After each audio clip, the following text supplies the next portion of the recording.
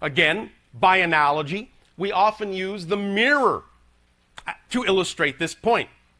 You have on your planet the idea of physical mirrors in which you can see your physical reflection. Physical reality is literally the very same idea. It's only a reflection, just like your reflection in the mirror. Now, if you're looking into a mirror and you see the reflection on your face frowning, you don't go over to the mirror and try to stretch the reflection into a smile. You understand that would be pointless. You understand the only way to see the reflection smile is for you to smile first. Then the reflection has no choice but to reflect that back to you. But what you have, because of your, shall we say, experience with limitation, come to believe, is that you have to change the outer reality first before you're willing to be happy in your inner reality. If you understand that your outer reality only takes its cue from you, then the choice to simply be who you prefer to be first is what will allow the outer reality reflection to reflect that back to you. But again, don't base it on the idea of what you see happening in the outer reality. Base it on the idea of how you respond to the reality, even if it looks the same. Because that's what lets you know you've really changed. Not gauging it on the idea of, well, I thought I was more spiritual than this. Why is this still happening in my life? This doesn't look like anything I wanted in my spiritual reality. But you must understand that all things are fundamentally neutral. No thing actually has built-in meaning. In fact, one of the greatest gifts that creation has given to all beings in creation, and don't take this in a negative way, because I don't mean it that way, is that life is meaningless. Absolutely meaningless. And what we mean by that is that nothing has built-in meaning. Everything is fundamentally neutral. Every situation, every circumstance is just a neutral prop. You have free will to assign meaning to life. You give life meaning. And when you give life a certain meaning, that's the effect you will get from that circumstance. Whatever meaning you put into something is the effect you will extract from something. So positive meaning in, positive effect out. Negative meaning in, negative effect out. This is just physics. That's all it is. It starts out neutral, but because of the way your civilization has been structured, you have been brought up to believe that certain things automatically mean certain things. And by having that automatic subconscious application, you don't even know you're doing it. You don't even know you're assigning meaning to things when they happen. You get certain effects and then sit there and scratch your heads and wonder why that happened. Why did you get that? Why do you feel this way? Why do you feel that way? It's all because of the definitions and belief systems you've been brought up to believe are true. And by assigning those meanings to all the situations in your life, you get a certain reflection. You get a certain kind of feedback, vibrationally.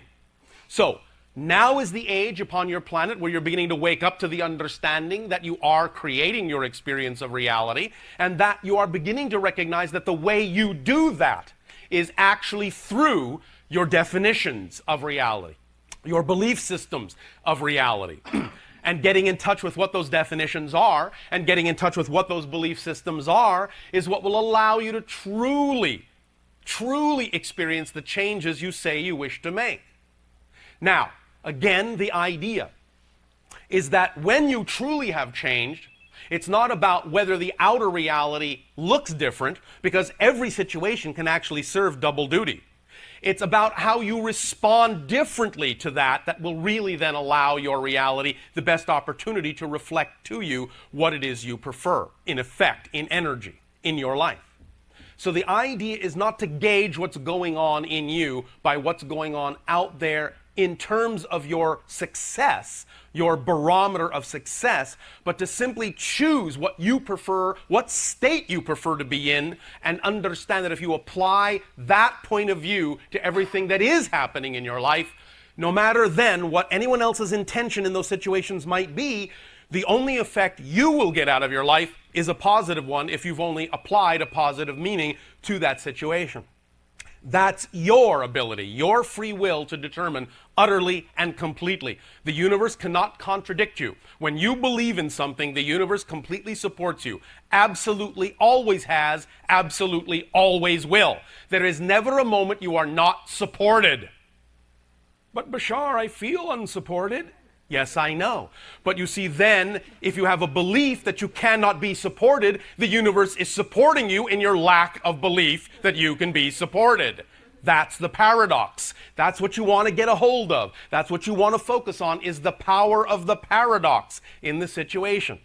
First, you have to understand you are always supported. Believe me, if you just look at it logically, if you were not completely, utterly, and always continuously and constantly supported, you wouldn't exist.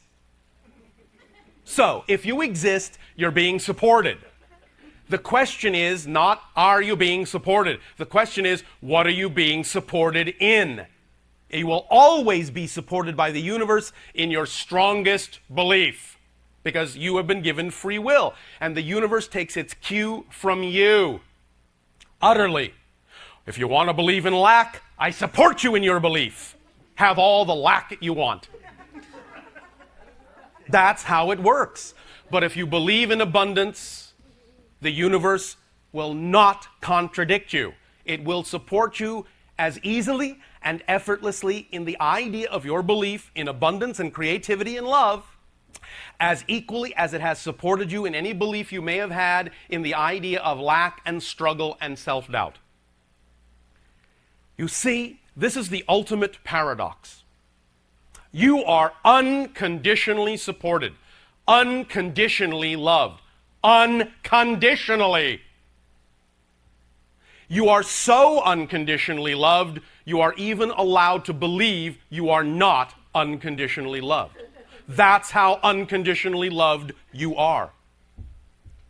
All that is loves you so much, it will still allow you to believe you are not loved if that's what's important for you to experience. It loves you that much, unconditionally. Look it up in your own dictionaries. It means without condition of any kind whatsoever. Bless you. Now, the reason we are discussing again these ideas, these concepts, is because as you change your frequency, as you expand your understanding of what reality experience can be, as we said, you open up to the possibility that there are other aspects of creation, other beings, other civilizations, other consciousnesses. And as you open up any idea, any desire at all to communicate with them, each will respond according to kind and according to what best serves the entire interaction. Now, yes. Of course, there are beings, many on your own planet, that certainly don't have the idea of high regard for others, that certainly are what you might call negatively oriented. However, you don't really need to worry about that so much in the idea of contacting other beings from other civilizations, because those that have the capability in that sense of communicating you generally in this way will already have created a vibration within themselves that will be that which will only respond to that which will serve the best of all concerned. And only by being afraid of inviting in beings that will conquer you will you actually put yourself in a reality where you might have that experience. Although, again, it is unlikely. Because the idea of domination, the idea of conquering others, is a kind of vibration that is not very conducive to creating a link and a bridge to other civilizations, because we each actually exist in a completely different reality, in a completely different parallel universe. And those that are of a vibration to dominate may co-create with another civilization the idea of dominating them, and a civilization may create an idea of being dominated. but they exist in realities that don't consider the kinds of things you are considering now in your reality. That you are aware of and desirous of spiritual enlightenment. That you are aware of and desirous of consciousness awakening, in and of itself creates a frequency that makes it highly unlikely you will be vibrating at the same level as anyone who would want to create the idea of negativity and domination. So if you will put those ideas aside as belonging to another reality that has nothing to do with you, and recognize that you are always in control of what you experience in your reality, and that we are here by invitation only, and if you tell us to go, we are gone. Gone. Because we respect you. Then, the idea is you can relax into the understanding that anything you will attract that will help you in the direction of the expansion of your awareness will always bring with it only things that are part and parcel to the definition of that idea, and cannot bring with them things that are not of the same frequency. You cannot experience something you are not the frequency of, and vice versa. So the more you rise above the idea of fear, the less you create the opportunity for interacting with something that would feed off of that fear. That's, again, just simple physics. That's really all it is. Making a determination as to who you are, who you prefer to be, what state you prefer to exist in, and then simply recognizing the things that are germane to that state. They just go hand in hand. You cannot experience what you are not the vibration of. It's as simple as that. But if you contain the vibration of doubt, if you contain the vibration of fear, those are the things you allow yourself to experience in your reality. It's, again, as simple as that. But you are beginning to become more aware of this, and all of the different ways in which you are reminding yourself of this through all the different techniques, through all the different kinds of information being delivered to your planet now from all sorts of different levels, including yourself, to yourself, then you will begin to understand more and more every day that you are, in that sense, forming alliances with aspects of your consciousness that already have alliances with other beings. And that as you move into becoming more and more of your core, true, essential, natural self, that core, true, essential, natural self operates on a frequency level that by definition is already part and parcel of a kind of reality that is what you say you prefer to have on earth. And that by simply being more of yourself, you will bring that vibration down to earth and manifest that idea more and more every way, every day that you take action in the direction of what you say you prefer. Because you are physical beings, it requires more than just thought. It requires more than just desire. It requires more than just wishing. It requires action. It requires behavior that is harmonious and aligned with your beliefs, so that you create a circuit, complete a circuit, and ground the circuit to bring the energy all the way down to earth and let it flow through you creatively in whatever way, shape, or form you deem is most appropriate for the being you deem yourself to be.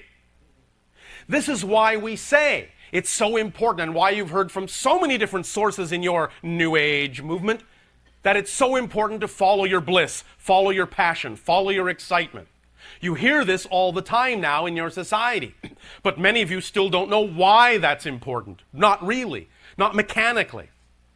It's important because the vibration itself, the feeling itself, the sensation itself in your body that you call, that you recognize as excitement, bliss, and passion, that vibration is your physical body's translation of the frequency of your true, essential, core, natural self. So anything, any situation, any circumstance that contains that energy, that, shall we say, solicits that energy, that inspires that energy in you, It's a marker, it's a sign that that situation at that moment, that thing, that expression at that moment is most harmoniously aligned and most representative of your true, natural, core, essential being, and that the willingness to act on it completes the circuit, grounds the circuit, and allows for manifestation of all the things that are germane to that vibration in your reality that are capable of being manifested. Again, it's simple physics. As above, so below. That's all you're doing. You yourselves are the valves, the conduits. You yourselves are the links and the bridges from your higher template, non-physical selves to your physical reality. It is through your actions, through your thoughts, through your desires, through your feelings that you bring together a whole idea, a whole concept, a whole vibration, and ground it, anchor it, manifest it in your reality a bit more every day, in every way that you can. Does that make sense to you all? Yes. All right. Now, as you progress in this idea of becoming more and more and more of the vibration of your true selves, you create a vibrational reality that makes it more and more and more conducive for others who are also operating that way as their true selves to interact with you, such as our civilization, other civilizations, and so forth. Now again, please understand, when we speak of ourselves that way, we are not in any way, shape, or form saying we are better than you. We are not judging you. You are perfect as you are. We are equal to each other. We are simply different. But the similarities we have are where we form the links and where we form the bridges to allow us to co-create together a new reality in which we can together interact and generate new experiences, new exciting ideas that heretofore we didn't even imagine could be generated, could be experienced. We are more than happy to share with you the things that give us joy, the things that give us excitement, the ideas, techniques that work for us that we know can work for you to create the reality you prefer if you wish to use them. But you don't have to use them. Again, we are imposing nothing on you. We are just sharing what has worked for us. If you want to use them, we guarantee that if you do use them, you will get an effect. If you don't want to use them, we guarantee you will get an effect. One way or the other, it will be the effect that's appropriate and right for you. And that's the most important thing. As we co-create a new reality together, it must be a reality that is the best for all concerned. Otherwise, there's no point for us in it, nor for you, really.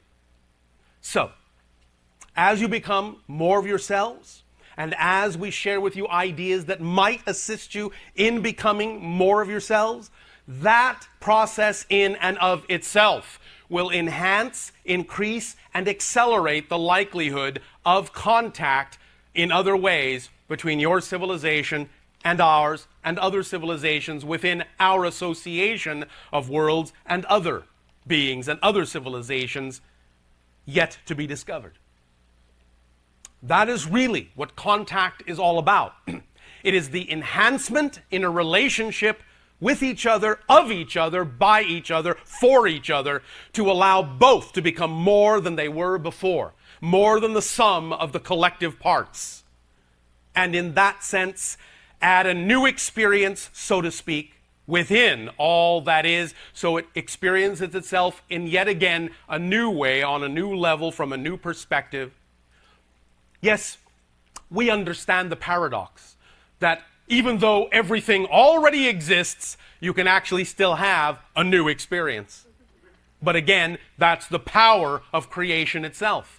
That's the power of paradox, and why we often recommend that you find it, that you look for it, that you seek out in any given situation the paradoxical elements. Because when you see the paradoxical elements in any given idea or concept, when you can see both sides, that means you're standing squarely in the center from which both ideas issue, and that means somewhere in the middle, in you, in your consciousness, that is where both of those seemingly contradictory ideas are actually the same one idea, just seen from different points of view.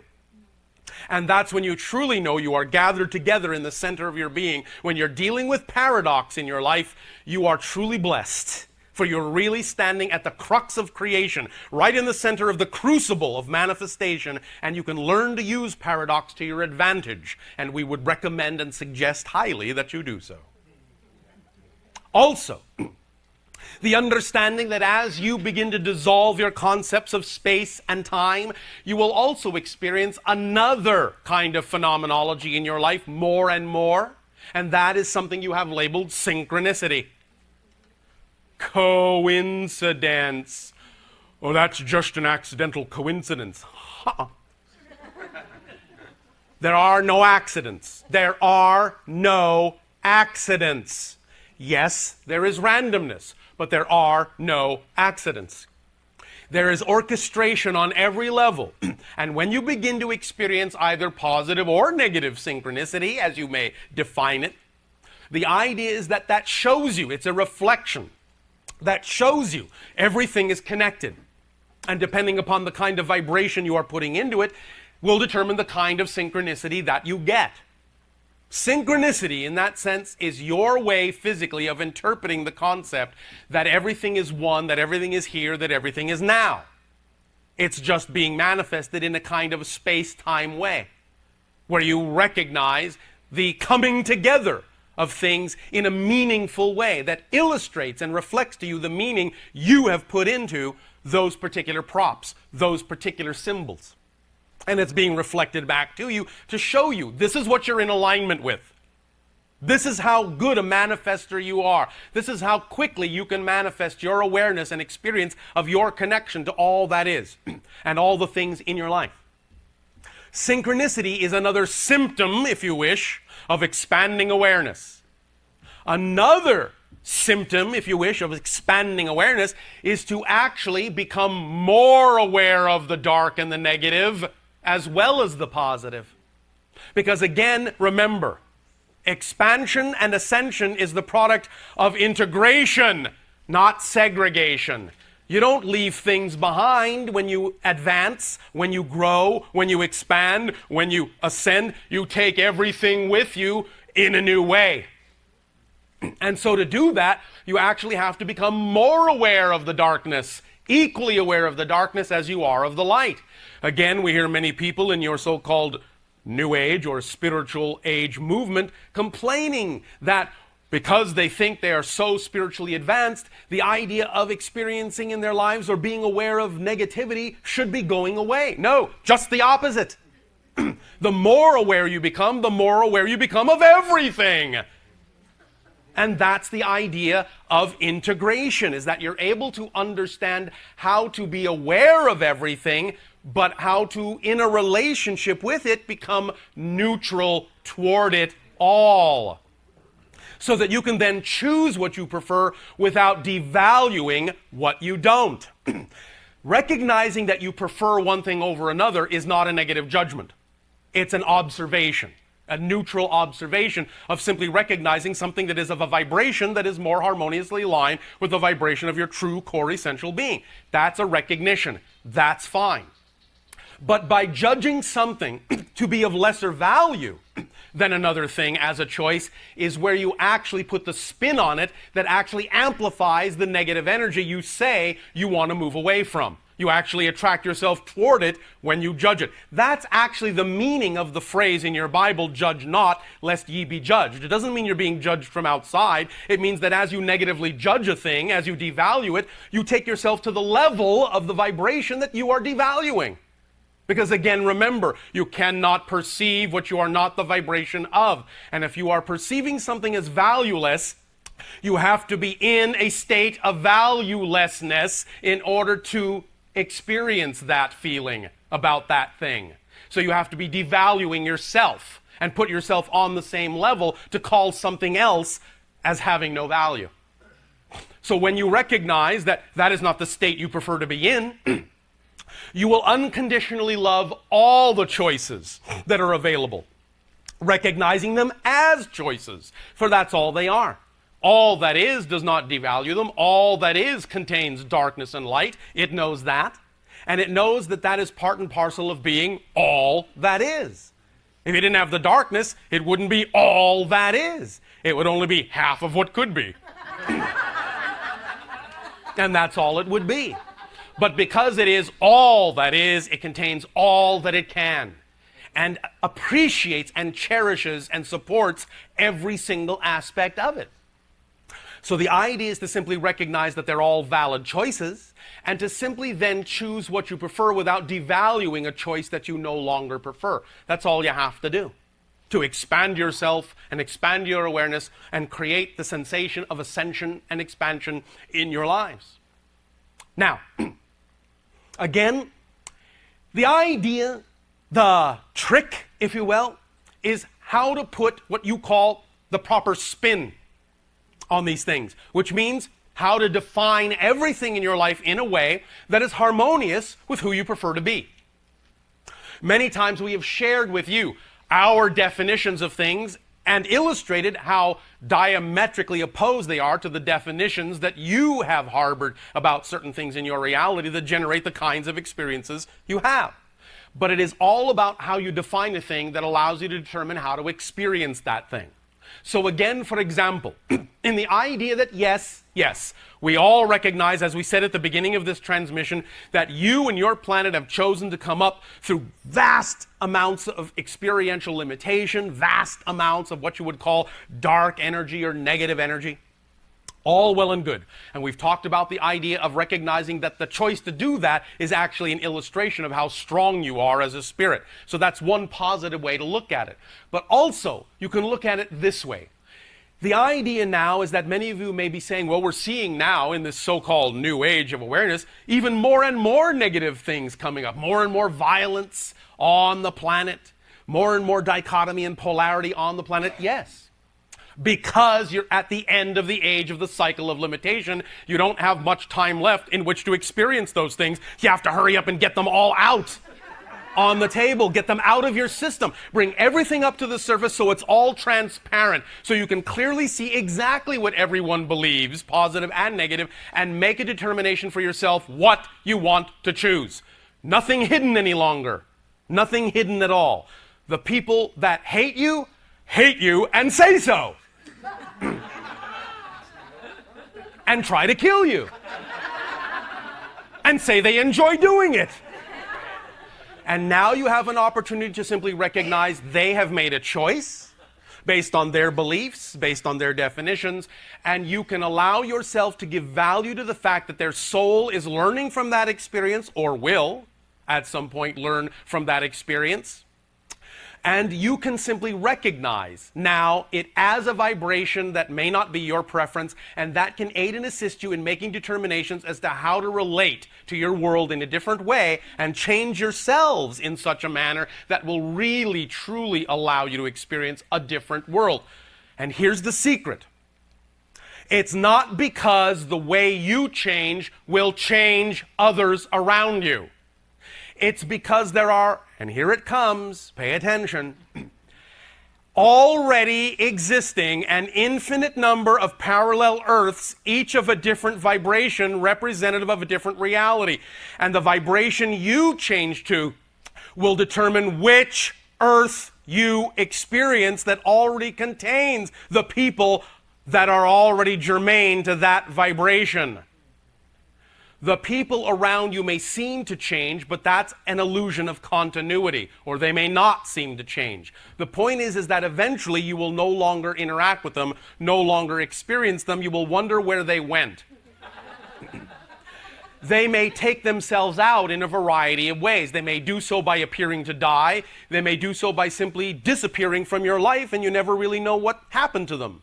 But the point is that eventually you will recognize that what you've done by changing yourself is you've simply shifted your consciousness to a parallel reality where those vibrations no longer can exist. You haven't changed them. And if you're still interacting with versions of them, that's what you're interacting with. You're interacting not with a changed person, you're interacting with a version of that person that already existed in that reality, that's germane to that reality. All these parallel realities already exist. Changing your world is not actually changing your world. It's leaving one world for another. Shifting your frequency to a different program that's already running on your giant TV of the universe. That's what it is, and that's why it is said, if you want to change anything in your world, all you have to actually do is change yourself. You will take yourself to a world where that change can be reflected to you, because that change already exists naturally in that world. And thus then the idea of giving positive meaning to your experience will allow you to extract a positive effect and a positive experience for yourself. Remember, we said the only thing that's real is experience. That's it. Everything else in that sense is simply a symbol, a reflection of experience. The only thing that's real is experience. Physical reality is not real empirically unto itself. There is no out there. There is no out there. That's the illusion. It's all here. It's all now. All of it. Every bit. Another analogy we have used with regard to the idea of the darkness, the experience of the darkness you have created on your planet, to give it a positive spin, is what we have called the rubber band analogy. And the way we explain that is just as you have on your planet the idea of a rubber band, and you know that if you take a rubber band and pull it back and let it go, it shoots off in another direction, the opposite direction. The idea of the degree to which you have chosen to experience limitation and darkness on your planet is actually a beautiful thing, because the degree to which you experience the darkness is the degree to which you will also experience the light. The rubber band analogy is that the farther back you pull the rubber band into the darkness, when you finally decide to let go, that's how much farther and faster it will shoot on the other side. Because you're giving it all that momentum, all that energy, by pulling it so far back into the darkness. So when you do reach critical mass and you do cross the threshold and you do finally let go after straining for so long to hold it back here in the darkness, it will shoot very quickly onto the other side and go that much further into the light. And that's why your planet is so fascinating to so many beings, is because, well, I'll just put it this way in your lingo. You're where it's all happening. It's a very exciting world. You're going through a very exciting transformation. And you are allowing us, and we thank you, to go along for the ride and learn from you. Believe me,